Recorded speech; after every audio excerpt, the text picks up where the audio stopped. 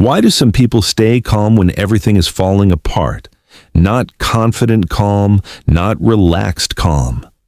A strange, quiet calm that feels heavy. These are the people who've been through too much. They don't panic. They don't explain.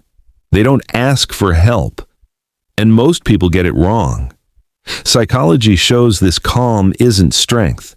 It's a survival response built under pressure. When pain lasts too long, the mind doesn't heal.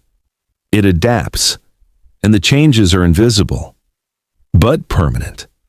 Once you understand this, you'll stop calling them strong and start seeing what they're really carrying. When stress hits once, the brain reacts. When stress never stops, the brain rewrites itself. At first, the system fights back, heart racing, thoughts sharp, body alert. But when danger becomes normal, that state burns too much energy. So the brain makes a hard decision. It slows everything down. Emotions get quieter. Reactions get flatter. Pain becomes distant. This isn't weakness, it's efficiency. The brain switches from live mode to survive mode.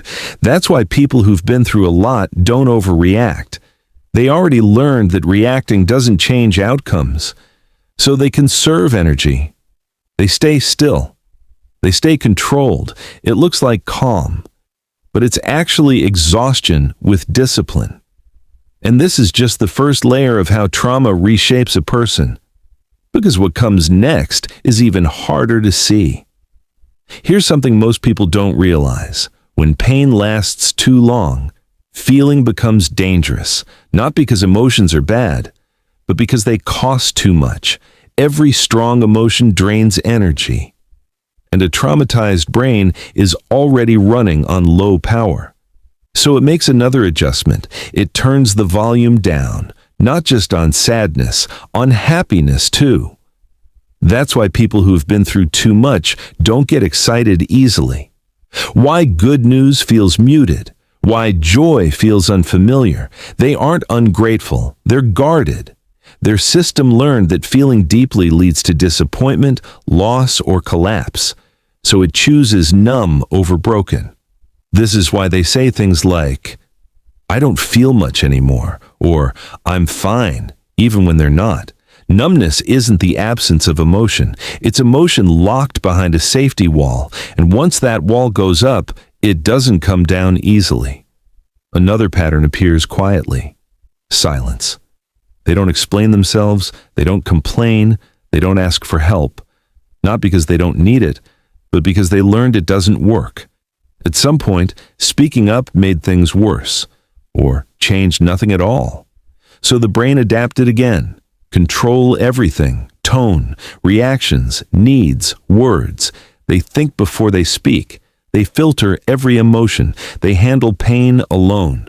This isn't emotional maturity. It's self-protection trained under pressure.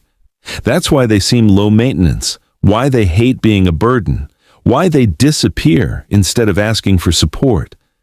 They learned that survival comes from staying quiet and staying in control.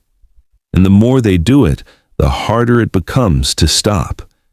Because giving up control feels like stepping back into danger.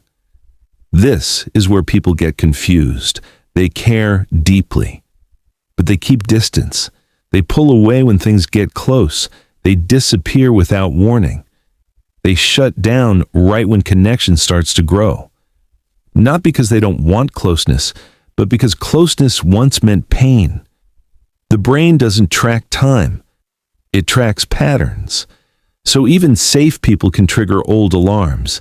Intimacy feels good, then overwhelming, then unsafe. So they step back to breathe. Distance isn't rejection, it's regulation. They aren't afraid of people. They're afraid of losing control again. And trust for them isn't a feeling. It's a slow calculation. Here's the uncomfortable truth. Society rewards trauma responses. We praise the calm one, the quiet one, the independent one. We call them strong. But many of these traits were built in emergencies. being calm under pressure, needing nothing from anyone, handling everything alone. These aren't personality traits, they're survival patterns. The problem isn't that these people are broken. The problem is they were never allowed to heal. And healing feels dangerous to a nervous system trained for survival. So they keep going, holding everything together, while slowly emptying inside. So if this video felt personal, hear this clearly. You are not cold, you're not weak, you're not empty. Your mind just learned how to survive before it learned how to rest. And if you recognize someone in this story, remember this. Their silence isn't strength. It's history. Sometimes the most powerful thing you can offer them is patience without pressure and safety without demands.